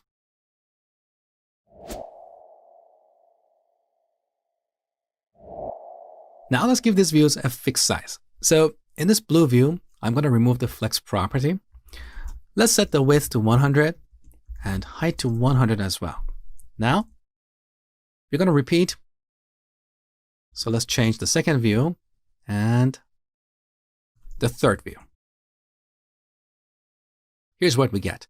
Our views are laid out vertically in a column because that makes more sense in mobile apps. Typically, we hold our phones in portrait mode, so that's why, by default, React Native vertically aligns the items in a container. If you have worked with Flexbox in CSS, you probably know that by default, items are laid out horizontally. So this is one of the differences we have in React Native. Now, to lay this out horizontally, we go to our container. So here's our container. We set the flex direction property to row. Here's what we get. We also have row reverse. So items are laid out from right to left. And we also have column reverse. So here's what we get. Now, anytime if you wonder what values are acceptable here, simply delete this, press Control and space. So here are the list of values. Column, which is the default value, column reverse, row, and row reverse. Now let's set this back to row. With this setup, we say our main or primary axis is the horizontal axis, and the cross axis is the vertical axis. This is an important property of Flex. We're going to get back to it over and over. Next, we're going to talk about aligning items.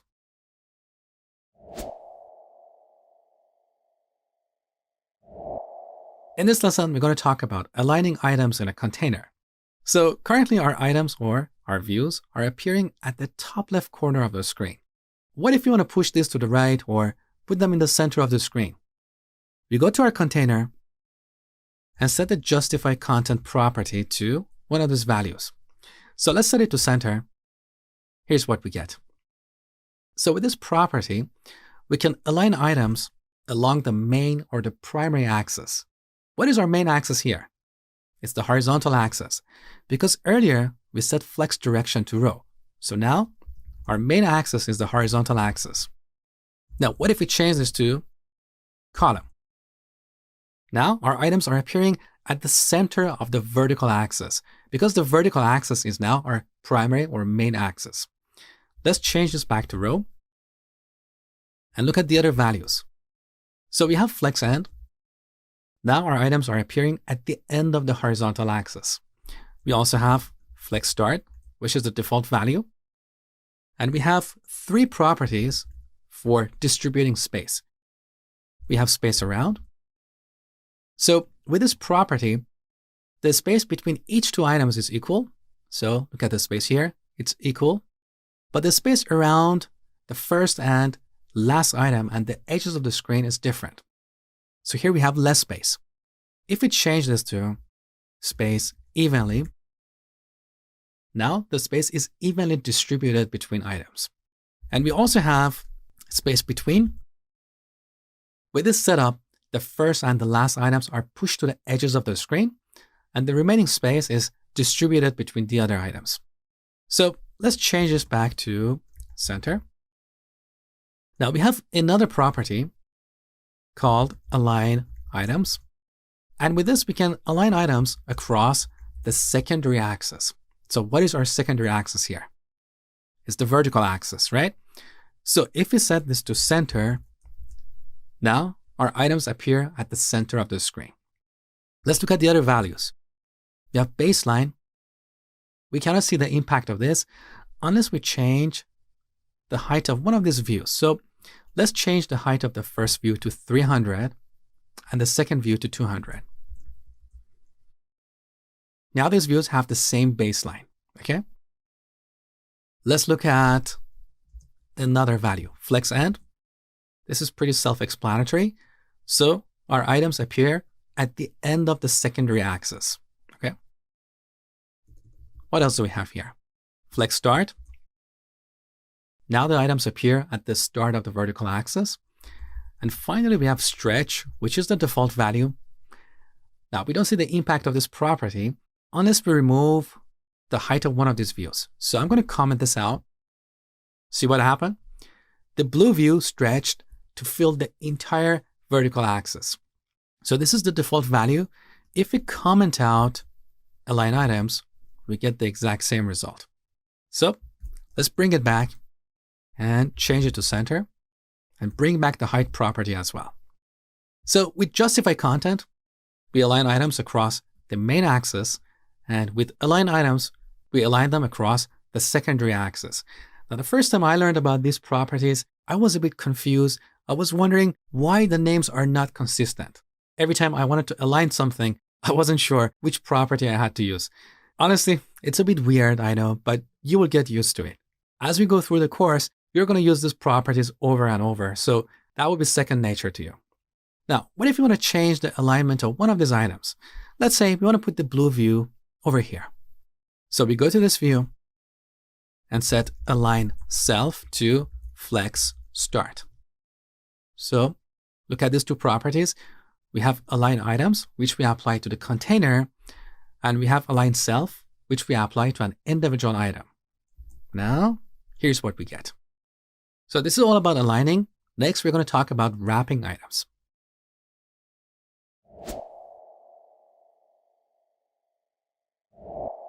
Let's talk about wrapping items. So I'm going to go to the last view, this view over here. Let's duplicate this and change the background color of the new view to gray. So here's our new view, and we have a bit of extra space here. So what do you think will happen if we add an extra view here? Let's find out. So let's duplicate this one more time and change the background color of the new view to green, yellow. Do you see what happened? The blue view got shrunk, so the green view can fit on the screen. So this is the default behavior. If our items overflow across the main axis, one or more items get shrunk, so other items can fit on the screen. We can change this behavior by enabling wrapping. So we go to our container. Here's our container. We apply a new style called flex wrap. The default value is no wrap. We set this to wrap, but when I save the changes, the alignment of these items is going to get screwed. Take a look. See what happened? So we have wrapping because the green view is appearing on the second line and the blue view is no longer shrunk. But what happened to our vertical alignment? We wanted all these items to be vertically in the center of the screen. This is where a lot of people get confused, so let me clarify it for you. When we enable wrapping, the align items property behaves a bit differently. So if you have multiple lines, the align items property determines the alignment of items within each line. Let me show you with a good example. So I'm going to change the height of the first view, the blue view, to 300. See what's happening? Within each line, our items are vertically centered. Now currently, we have a single item on the second line, but if you had multiple items with different heights, all these items would also be vertically centered. So align items property determines the alignment of items along the secondary axis within each line. Now, if you want to put all these items together in the center of the screen or in the center of the vertical axis, we use a different property. It's called align content. So we want to align the entire content as a whole. We set this to center. Now, all these items are appearing in the center of the vertical or the secondary axis. So this is the difference between align items and align content.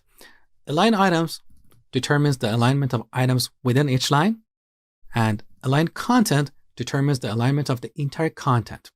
Now, align content only works if we have wrapping. If we don't have wrapping, it has no effect. So this is all about wrapping.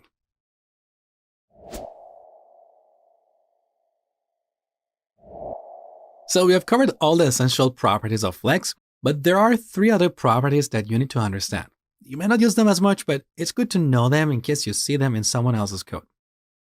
So here's our blue view. Here we can apply a property called flex basis. And with this, we can set the size of an item along the primary axis. So our primary axis here is the horizontal axis. So if we set this property to 100, this is equivalent to setting the width to 100. So if I comment out this property and save the changes, look, we get the same result. Now, if our primary axis was the vertical axis, setting flex basis would be equivalent to setting the height property. So flex basis can map to width or height. Now we have another property, flex grow. If we set this to 1, the moment I save the changes, you will see the blue view grow to fill the available space. Take a look. Here it is. In fact, setting flex grow is exactly the same as setting the flex property. Now, if I save the changes, we are not going to see the same result because I don't know if there is a problem with the simulator or the tooling. So let's verify this save. Look, we don't get the same result, but if we manually refresh using the developer menu, we see the same result as applying the flex grow property, okay? Now we have another property called flex shrink. Honestly, it's not something used that often, but let me explain how it works. It's essentially the opposite of flex grow. So to simplify things, let's get rid of these 2 properties and set the width to 400. Now our blue view is taking so much space, so the orange view is not fitting on the screen. We have overflowing. In this case, we can set flex shrink to 1. And with this, we are saying that, hey, if you have overflowing, this item can get shrunk so other items can fit on the screen. Take a look. Save. There you go. I told you that flex is a shorthand for flex grow and flex shrink. So if we set flex to a negative number, this is exactly the same as setting flex shrink. I save the changes. We don't get the same result because there is a problem going on here. So we have to manually refresh. Now we get the same result as setting the flex shrink property. So this is all about flex basis, flex grow, and flex shrink.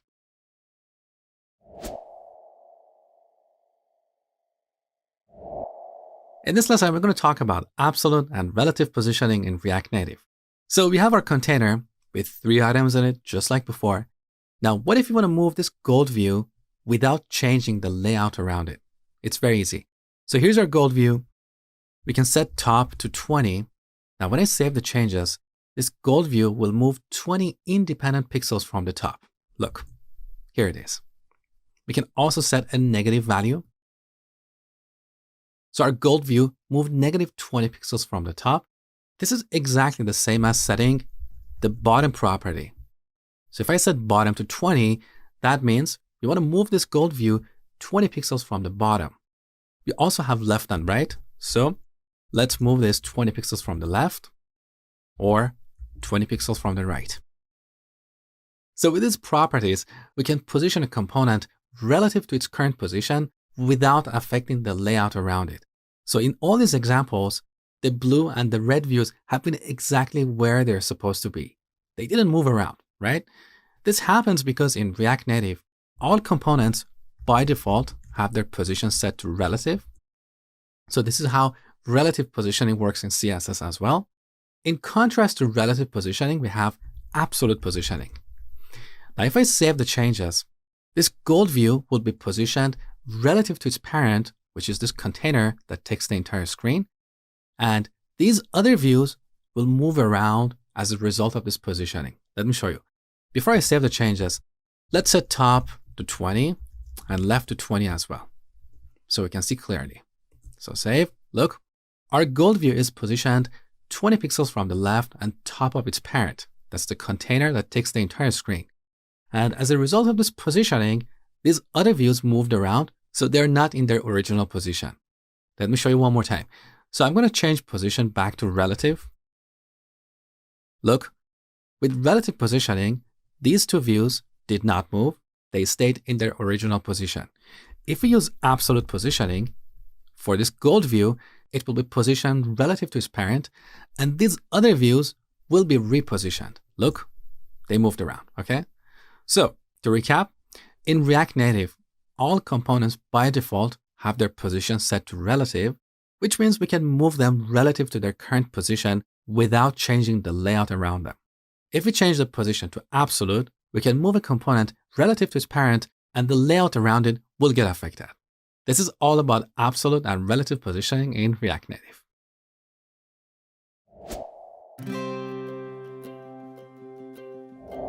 All right, now it's time for an exercise. So I want you to implement two screens of our app, the welcome screen and the view image screen. For the welcome screen, we have this logo and this background image. You can download these below this video. Now in this section, our focus is purely on laying out components on the screen, so we're not concerned about styling. For example, our text here, it's very small and it's close to the logo. We don't want to worry about these details. We're going to talk about styling in the next section. So then we're going to come back and fix those problems. Now these red and green boxes, they are placeholders for the login and register buttons that we're going to create in the next section. Now for the view image screen, again, we have two placeholders for the close and delete icons that we're going to add in the next section. So go ahead and implement these two screens. This is going to take about 15 minutes of your time. Once you're done, come back see my solution.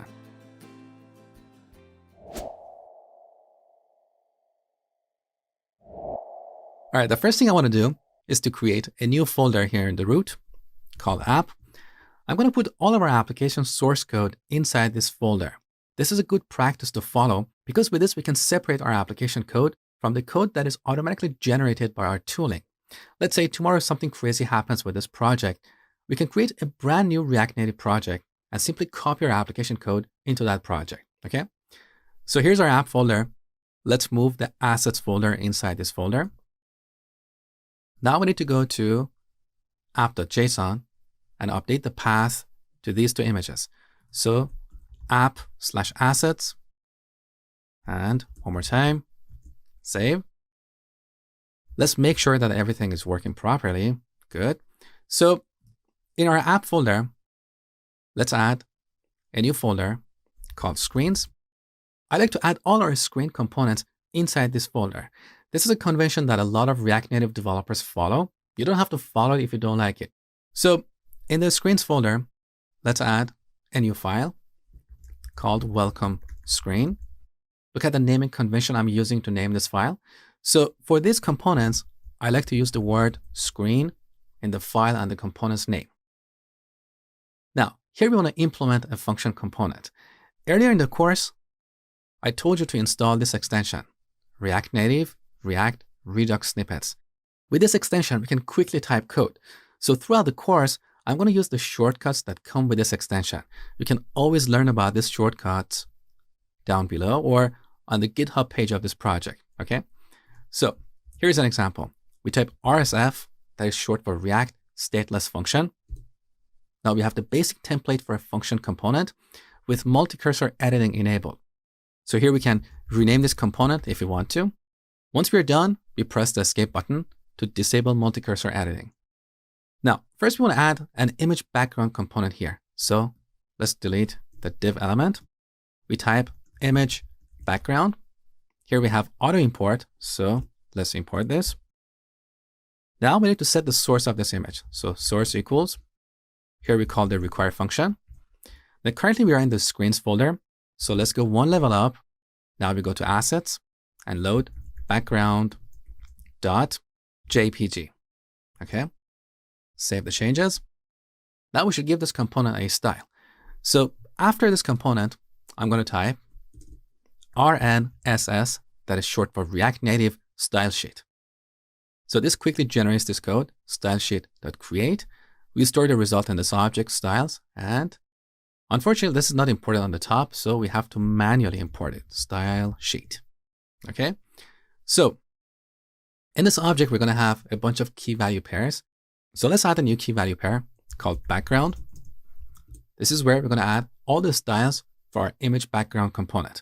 So I'm going to set flex to 1. So this image background takes the entire screen. Okay. Now, here we set our style to styles.background. Save. Let's go to our app component and render our welcome screen. So I'm going to delete all the code here. We don't need it anymore. So we type welcome screen and have VS Code automatically imported on the top. Beautiful. Let's see what we get. So here's our background image. Now let's add our buttons. So over here, inside this component, we're going to add a view. Let's give it a style. So we're going to set this to styles.login button. Now, let's create that over here. So as you see, I'm not writing inline styles anymore. I like to separate these. So login button. Let's set its width to 100% and its height to 70 pixels.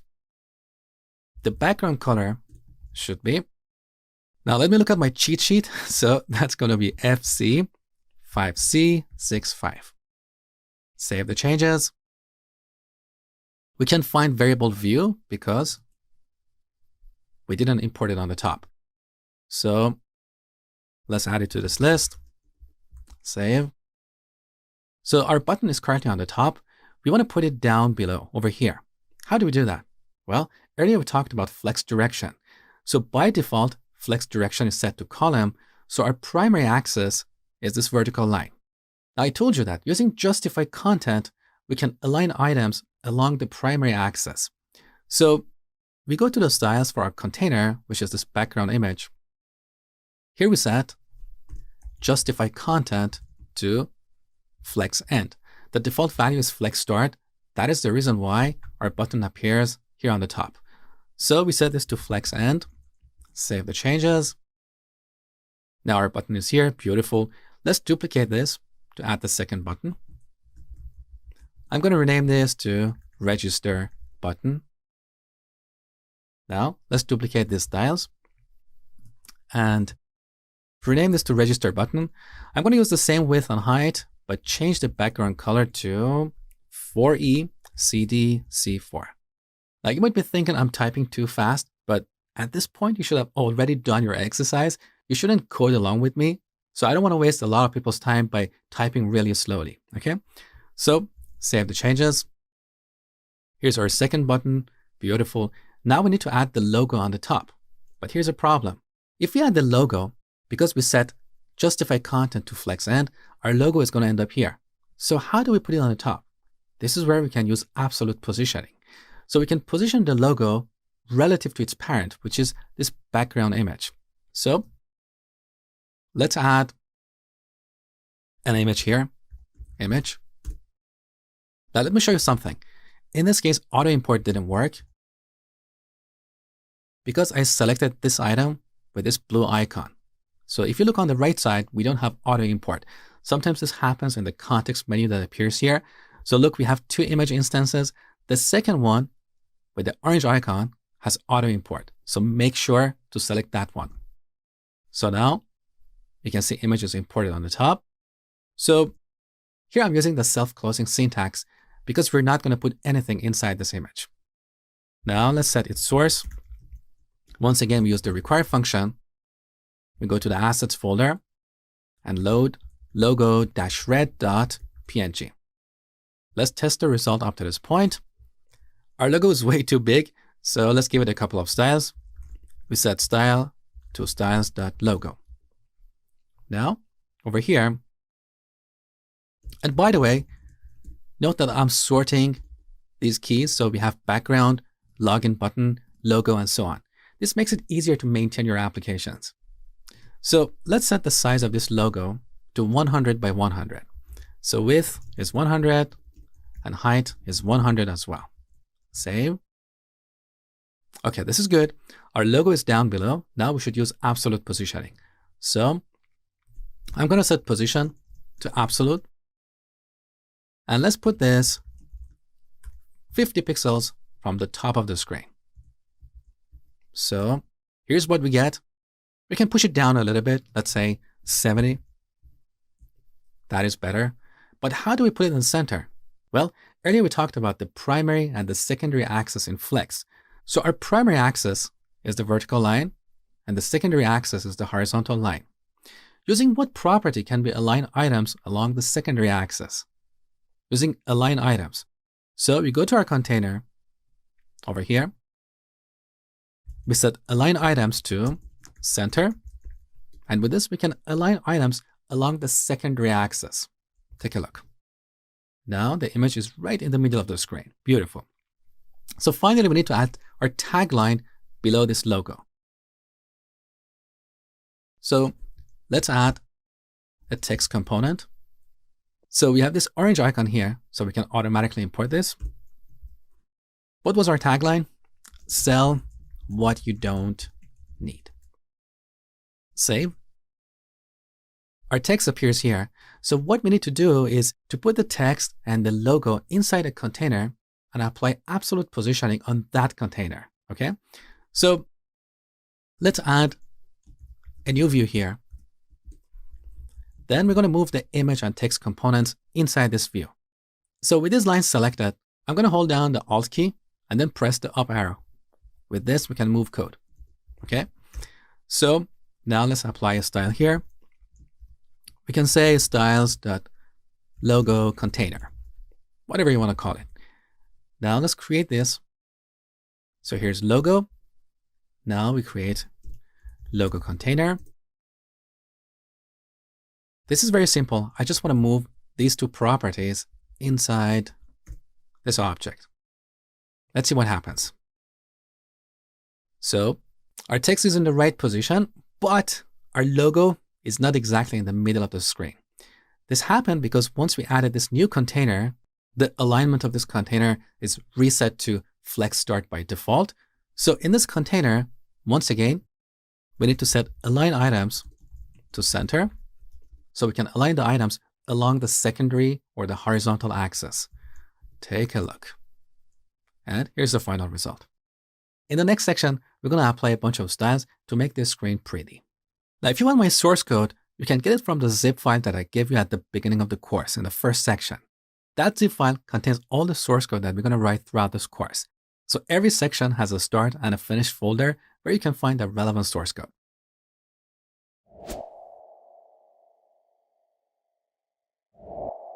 All right, now in the screens folder, let's add a new file called viewImage screen.js. Here we're going to create a function component. I'm happy with the name. Now in this component, first we want to add an image. So image, let's set its source to require.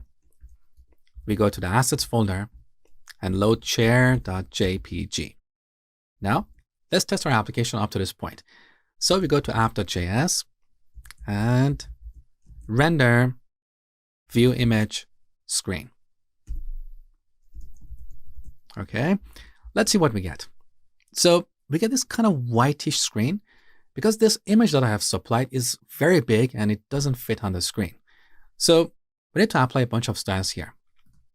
We set style to, first, we should create a styles object. So we type rnss. Good. Now let's import style sheet on the top. So in this object, we're going to define a bunch of styles for our image. I'm going to set the width to 100% and the height to 100% as well. And finally, let's set style to styles.image. Let's see what we get. So here's our image, but if you pay close attention, the sides of the image are cut off. Let me show you. So here in the project, let's take a look at this chair.jpg.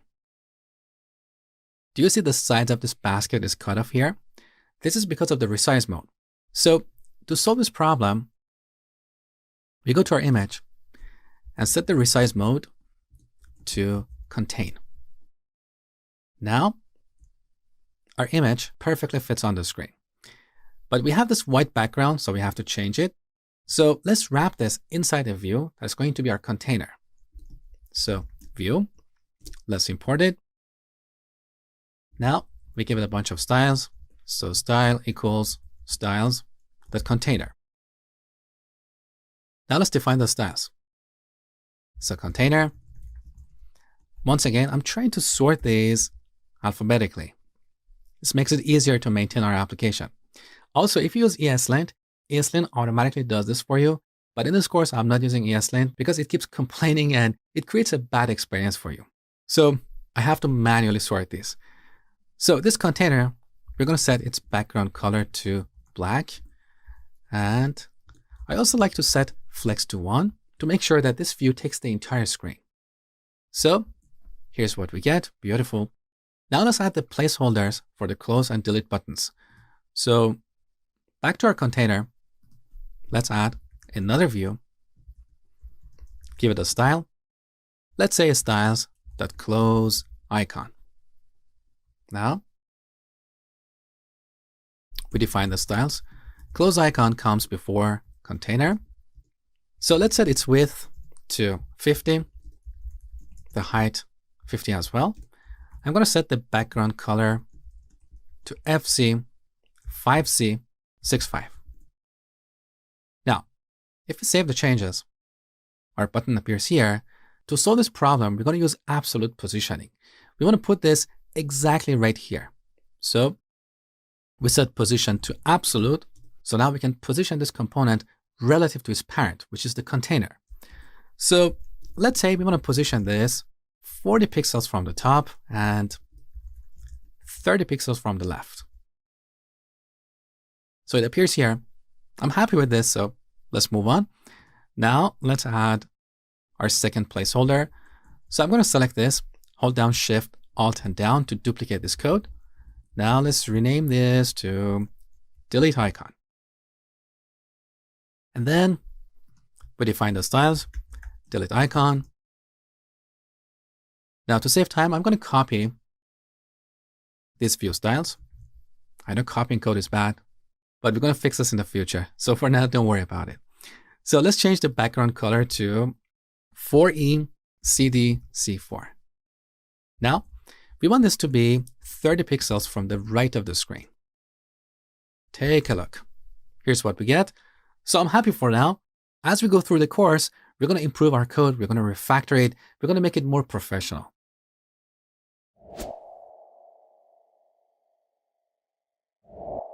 All right, one problem I see in our current implementation is the duplication of these color codes. We have repeated this in a few places. So what we can do now is to extract these color codes, put them in a separate file like colors.js, and with this, we have all the colors that our application uses in a single place. So if tomorrow we decide to rebrand this app and use different colors, there's a single file we have to modify. So in our project, inside the app folder, let's add a new folder called config. Here we add a new file called colors.js. Now in this file, I'm going to export a default object with these properties. We can define our primary color. So we're going to set this to FC 5C65 and our secondary color to 4E-CD-C4.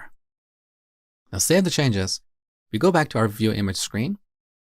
On the top, we import colors from config/colors. And note that I'm separating the import statement from my code from the import statement from our third-party libraries. Again, this is a convention that a lot of people follow to make their code clean and maintainable. So we imported colors. This is an object that we exported over here. Okay, so we can replace these hard-coded values with colors.primary and colors.secondary. Save the changes. So take a look. We get the same result as before, but our application code is more maintainable now. We have a single place where we can define our color palette. Now, some people argue that even black or white should not be hard-coded. They should be part of the palette. So In our color palette, we can define a new property, black, and set it to 000, because tomorrow, if we decide to rebrand this app, we might use a different dark color rather than pure black. So it's a good practice to include it here. So save. Now we can replace this hard-coded value with colors.black. That's good. Now, we have another problem here, the duplication of these properties. So both our icons, these icons over here, have the width and height of 50. So you might be wondering if we can define these properties in a single place and reuse them in two places. We certainly can, but we're going to get rid of this view in the future. We're going to use a real icon. So for now, I'm not too worried about this. This is just a temporary solution. Hey guys, Mosh here. So as I told you before, this tutorial is the first 2 hours of my Ultimate React Native course.